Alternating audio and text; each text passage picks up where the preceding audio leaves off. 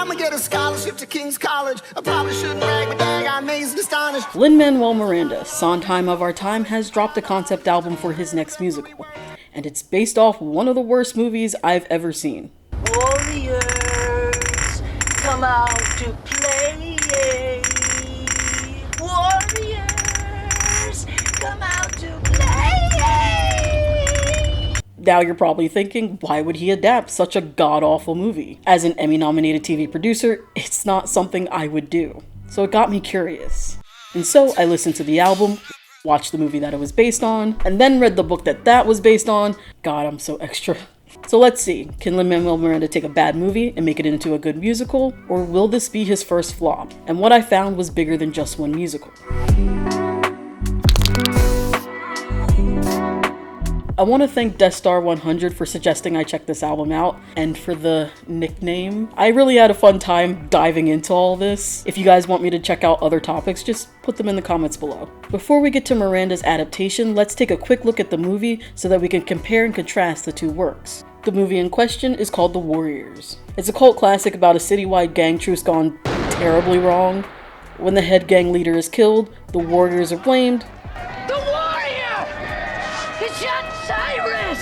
and have to cross all 5 boroughs of New York City to get back to their territory of Coney Island alive. Honestly, it's a very interesting concept. You can feel the conflict just within that description. But structurally, I feel this movie fails for 3 reasons. That's 6. 3.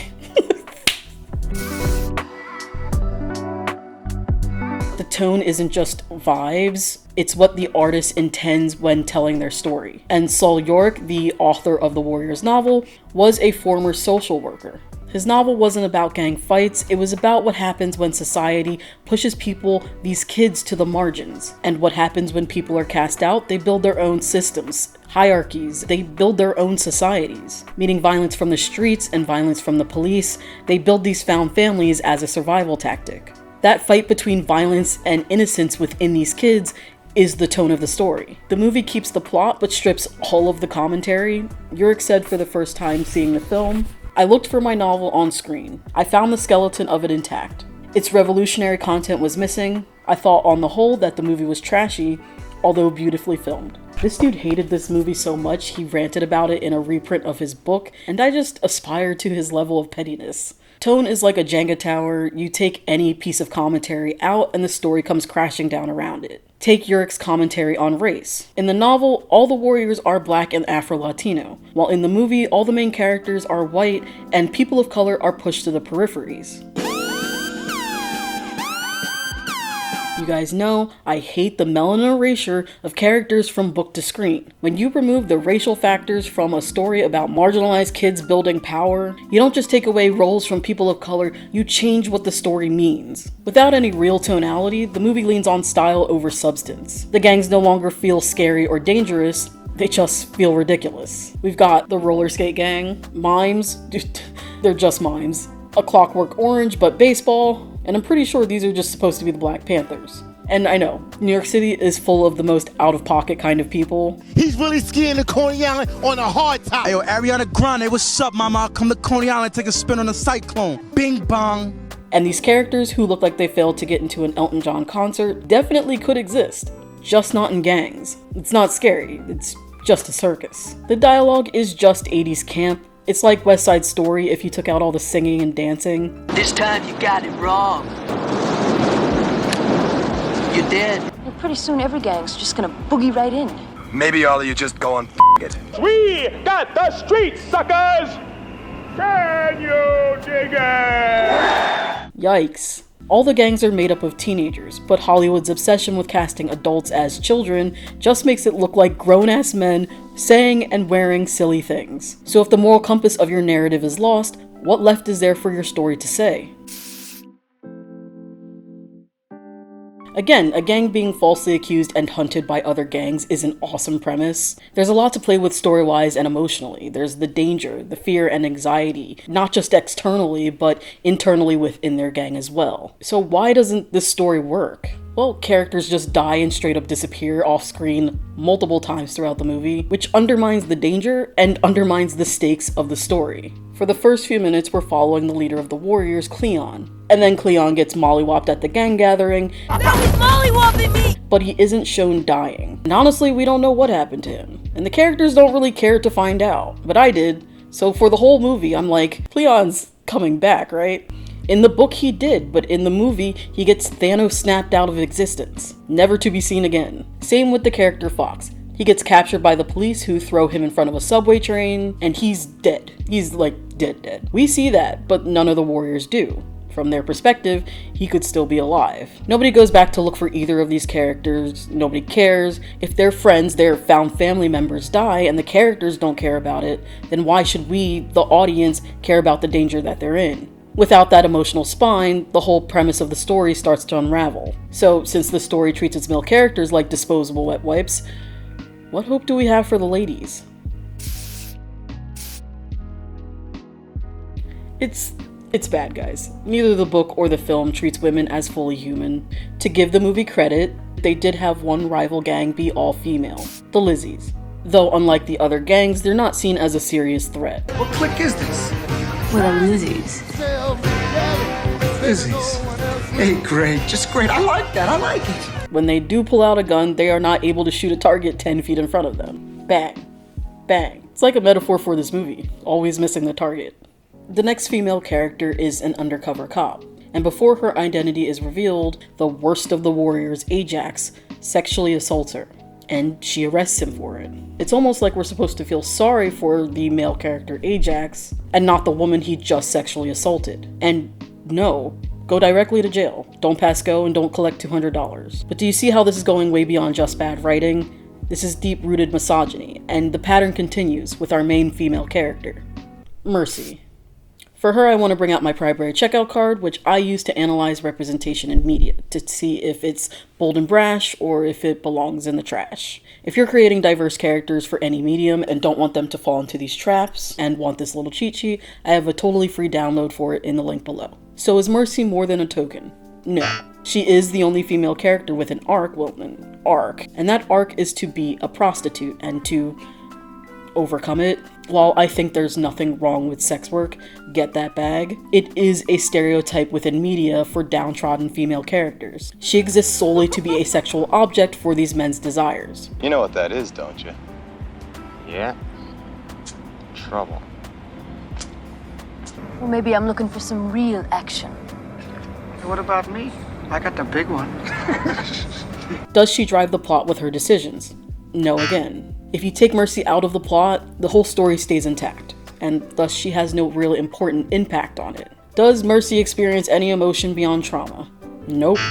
She's there for the other male characters to take out their aggression on, and they use her hardships to do so. Should have slapped your mouth the minute you opened it. So who stopped you? We are not gonna hide who we are just because some whore shakes her ass. Don't call me no whore. I'll give it to you, baby. Her narrative function is trauma. Is Mercy an angel? A minority character that can do no wrong? I will give them this one. She is no angel. She's actually a pretty terrible person.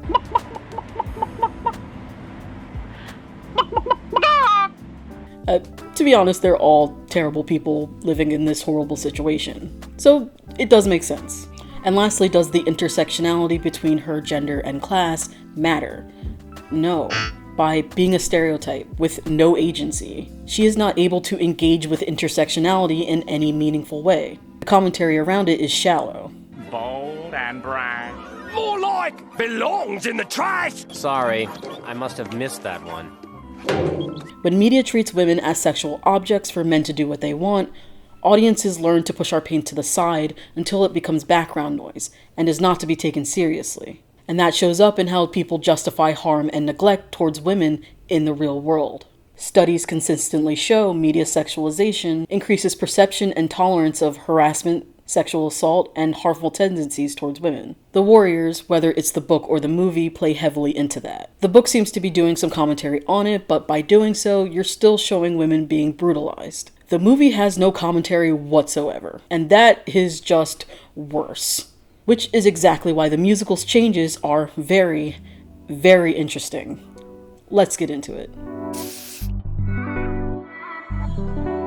Lin-Manuel Miranda knows how to use music to the fullest extent of the medium for emotional impact. We've seen it in the Heights, 21 Jump Street, and, of course, Hamilton. Though I have my gripes with Hamilton and having people of color further pedestal slave masters, I did a whole short about it, you can go check that out. I can never take away the genius of the musical storytelling in that production. It's just that good. Lin can take music and make a story out of anything.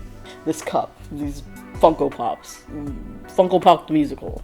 But when it came to the Warriors, even he didn't think it would work. Shortly after my Broadway debut within the Heights in 2009, he emailed me and was like, hey, I'm working for Larry Gordon, Warriors the musical, what do you think? And I wrote him back pretty quickly, like same day, like, oh, it'll never work, here's why. I think that action movies, musicals, and porno movies are all fighting for the same storytelling real estate. When you can't talk anymore, you sing, fight, or fuck. And so when I first, thought about this, I was like, well, the songs are going to be fighting the action. And, Warriors is an action movie. So why, right after his magnum opus, did he call Issa Davis and turn this movie into their next musical? We'll get to why in a second, but is the album actually good? Well, I took a listen to it, and I dug it. Third time's the charm. Out of all the iterations, this one is the best. And that's because they changed 3 key things: music, who the story cares about, and who holds power. Remember when I said the Warriors movie felt like a musical without music? Well, this album proves that it should have been one in the first place. Musicals are naturally extra. That's why it's a natural habitat for us gays. The campy, heightened emotions match the singing and make it feel natural. Take the Warriors villain Luther. In the film, he felt evil without reason. There are very few characters who don't have rhyme or reason for the things that they do. Usually from a villain's perspective, they're doing good or trying to right a wrong. Luther kills Cyrus, the big gang leader who is trying to unite all the gangs, and pins it on the Warriors. Why? Why'd you waste Cyrus? No reason. I just like doing things like that. Because it's fun. It's fun to do bad things. That is just the most boring ass character motivation, but look at what the musical does for Luther. Every stop on the map is a Pac-Man song. Yes, indeed, don't you want to hate every night, I was at the top of the screen when I took that shot. Can you dig it? Well, dig a rock lot. Now, let's play the game. Spend every goddamn quarter. Wow, little Miss Pac-Man is trying to skip town. I am the ghost and I'm hunting them down. They're going down. We're going down. Nowhere but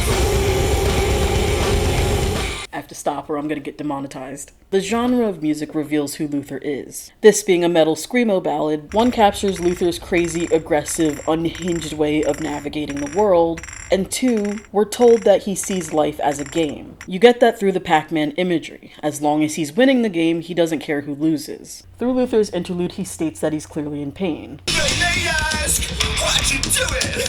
Why'd you go and make the world burn? Why cause pain? Life is pain. Life is pain, now it's your turn. Back the drums, chaos comes in and moves us. When you Sorry.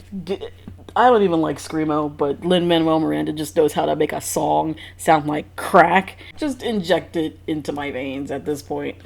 But do you hear what the musical is saying? It's that cycle of abuse that the original novel was trying to get at. And just like that, Luther is no longer a mustache-twirling villain. In the movie, he's just having fun. In the musical, he's taking huge amounts of copium. And Luther isn't the exception. All the characters are given depth through music. Through Cleon's fast couplets, we understand she is quick-witted and hopeful. We understand why she is the leader of the Warriors. What are you doing? They kill everything you believe in. That's the dream, man. I'ma help you find the one who killed you. We can still go and rebuild the world until we reach the peace Cyrus was seeking. What are you doing? They kill everything you believe in. You lean in. What are you doing? They kill everything you believe in. Give it meaning. What are you doing? They kill everything you believe in. You grieve and you keep breathing. You keep believing. Man, she can spit bars. Even through her frustration at another system letting them down, the hope in Cleon gives other people hope. We don't just see the characters doing things, now we know why. The mix of genres from screamo to salsa, and boy bands to ballads, enriches the themes of the story. Hip-hop. Hip-hop was born in New York City from marginalized groups trying to carve out a space for themselves within the music industry. Listening to this album, it hit me. The musical wasn't just fixing the story, it was fixing the themes, the tone. Everything was now working together to create a cohesive narrative. Now, let's see who the story cares about. Here's the difference between the story of the movie and the musical. The movie is about the guy surviving the night, while the musical is about the cost the girls have to pay to survive. We've talked about the movie falling flat from having nothing to say, characters disappearing, and death having no meaning. Let's look back at the character Fox. Instead of his death being out of sight, out of mind, from both the warriors and the audience, her death has impact on the story. In the musical, Fox is the youngest, the most insecure and impressionable within this gang society. In the song Quiet Girls, she is the quiet girl. Got something to say, let them know. If you about something, let it show. Holding on to the past, let it go. Let the people know. If you want to survive, burn bright. Light them up and blaze through the night. If you know something, make it known. Cause quiet girls don't make it home. Quiet girls don't make it home. Quiet girls don't make it home. Quiet girls don't make it home. Quiet. Think about gang society, these young kids pushed into such violent atmospheres. It makes them think they have to perpetuate this violence because it's dominate or be dominated, kill or be killed. Throughout the entire story, Fox has been accosted, she's been in fights, she's been hunted, she gets shot at. She sees her friend get arrested and beaten by the police. So when the warriors get surrounded by the cops, instead of disappearing, Yo, ladies, hands where we can see them if you please. I'm sick of being afraid of you, Fox, Fox, and what you have the power to do. You're the baddest gang in the city, it's true. And your color's fucking powder blue. Careful. Quiet girls don't make it home. Why can't we just go back home? Why we always on the run from you? Fox chooses to sacrifice herself. She starts a scuffle with the police, allowing the other warriors to get away, and the warriors are stunned into silence for the first time in the musical. Lin-Manuel Miranda says, in musicals, when emotions are heightened, you sing. But in this one moment, the emotions are so high, the warriors can do nothing. And not only do they feel it, the audience feels it too.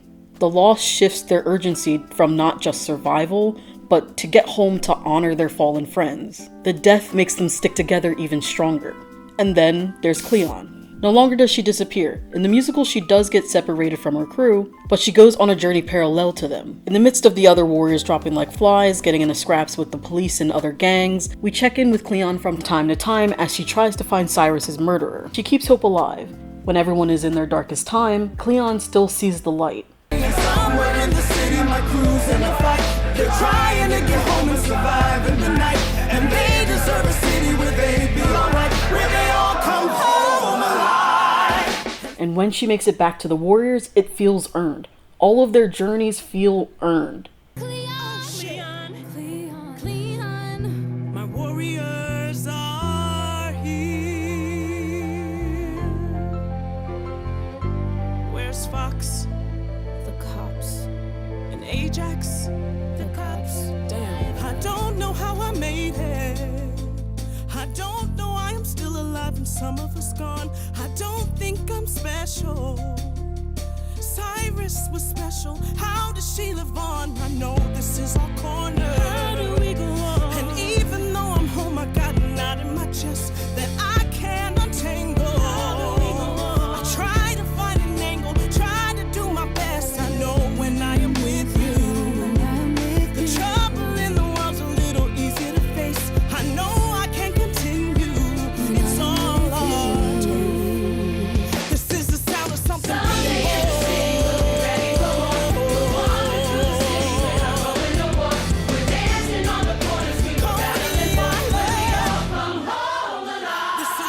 Even the hope feels earned. So the story is fixed, right? There's nothing else to do. Well, the biggest and last change Lin-Manuel Miranda and Issa Davis made solidifies why this version of the Warriors is the best one. Sol York says in the book that the Warriors are a random gang. In the movie, we really don't know their place in the hierarchy of gang society, but the musical's biggest change clarifies everything. If you couldn't tell by now, I've been using she a lot for the Warriors when talking about the musical. That's because they've been genderbended. And they're all women now. And so is Cyrus, played by the legendary Miss Lauryn Hill, and the Lizzies, now called the Bizzies, all gender bent. And suddenly things start to fall into place, because this ties into why Lin-Manuel Miranda wanted to do this story in the first place.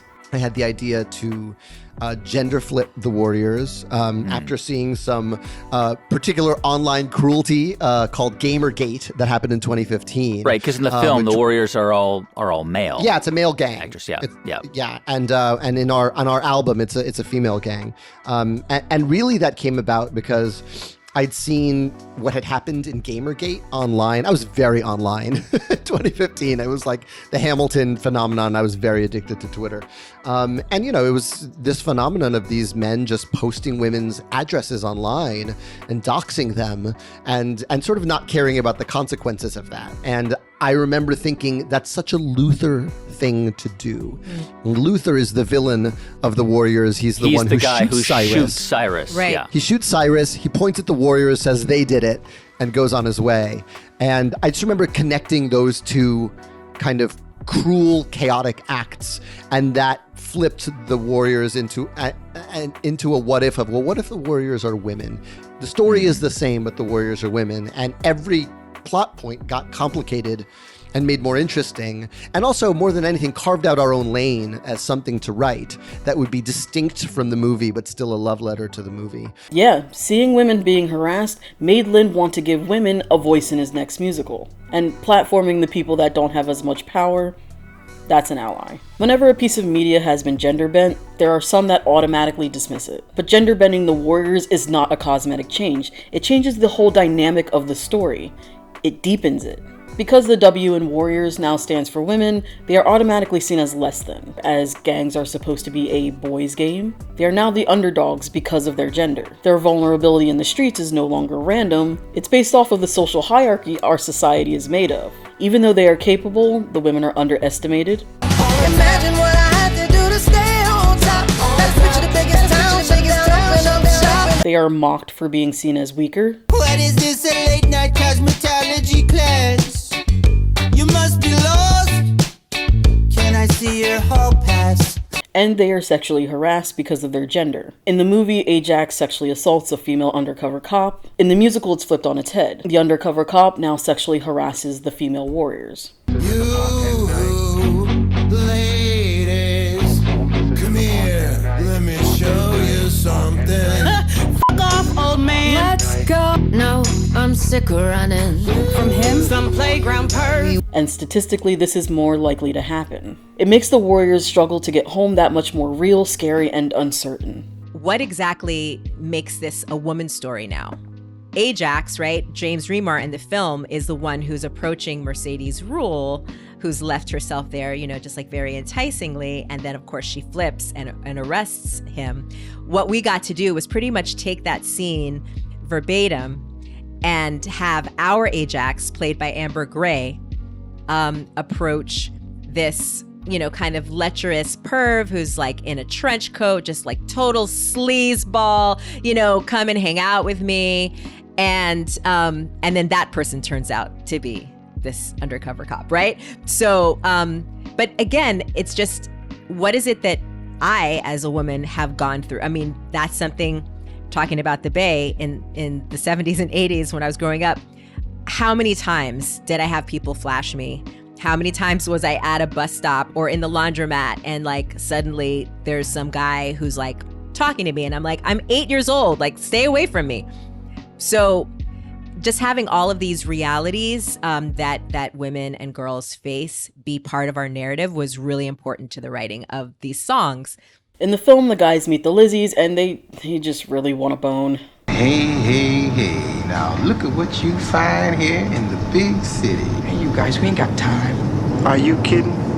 Times we got plenty of. They don't see these women as a threat, and we've already established neither does the story. But because they're now women in the musical, they have an immediate distrust for the Busies. The Busies sing very K-pop, boy band-like songs. You sing so beautiful tonight. Don't trust you. Take your time. Okay. If you want to, we got you. Which I'd say is the most manipulative kind of music. Boy bands are designed to make young girls fall in love with them and spend all their money on them. I know, from experience. This is another example of how the musical choices reinforce the tone. Instead of the women walking straight into their lair, the boy band has to earn their trust, their love, to exploit them. In the Busies reprise, they're compared to sirens. I'll be true sirens. They sounded like sirens. And that's it. They lure the women in and then try to kill them. And the warriors have to get away with their wits. The plot doesn't change because of the gender bend, but the power dynamic does, and that's what makes it heavier. It even transforms the romance. Lin and Issa kept the romance between Swan and Mercy, but now... Gay as God and Broadway intended. LGBT representation was only hinted at in the movie. Rembrandt was a queer character. We can see by his disinterest in the women in the Lizzie scene. Whether he's gay or asexual, we don't know, because it's vague and pushed into subtext land. If you know, you know, but in the 80s, it probably went over people's heads. I'll give him half a point for it. But now, in the musical, the representation is explicit. What you wanna do, jump me into the crew. Will you split from the orphans, are you loyal? I'm loyal to you. What's wrong, kiss me.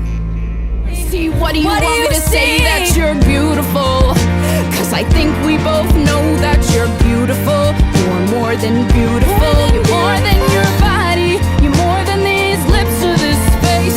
And if we ever somehow get out of this place, then you'll go.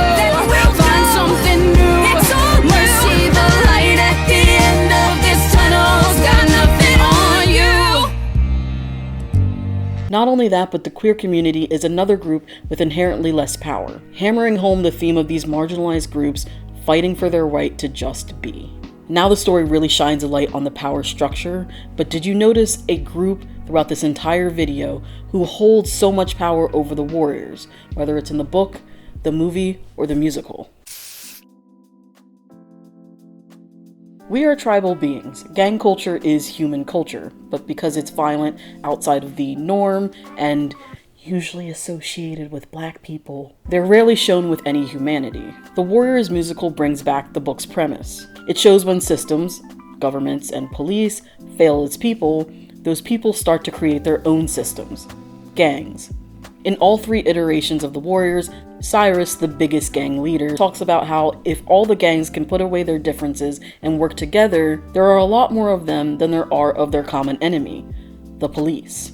Saul York says in the book, he told them about the big dream he had. One gang could in time run the city. Did they know what 100,000 was? There were only about 20,000 fuzz. Why should the biggest power force, 100,000, in the city be put down by the enemy, the other? Can you count, suckers? I say the future is ours. If you can count. We are 60,000 strong. We are never backing down. And there's only 20,000 cops in this whole damn town. Can you dig it? Can you dig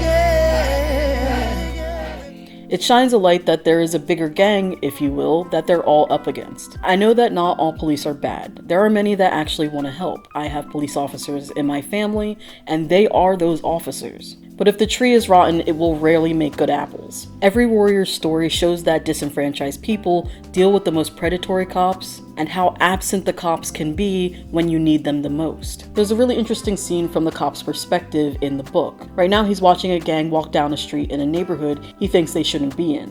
What were Negroes doing in this neighborhood? They all had the same hostile face, and he couldn't tell them apart except by size. Law and order had failed, they never came up here. Could he arrest them for unlawful assembly? Did the trees beyond them and across the street conceal others? What were they doing here? What were they going to do? Were they going to beat up the neighborhood teenagers? Or would they break down house doors and rape the women? He grabbed the stick with his right hand. This was the moment to let loose. He yanked hard, sure that some missile was already flying at the small of his back. He couldn't stand it anymore. He turned his head. The whole gang had moved on. When they were gone, he walked slowly after them, slapping the stick in his left palm. He wondered if he should report their presence on the beat when he phoned in. They didn't even do anything. He calls them a gang, but we really don't know. It's just a group of black boys. But this is how the police are trained. And this is not just about gangs. This is the us versus them mentality that the police have against civilians. We've seen the videos, people being treated inhumanely, police shooting first out of drummed up fear, and killing before problems even arise.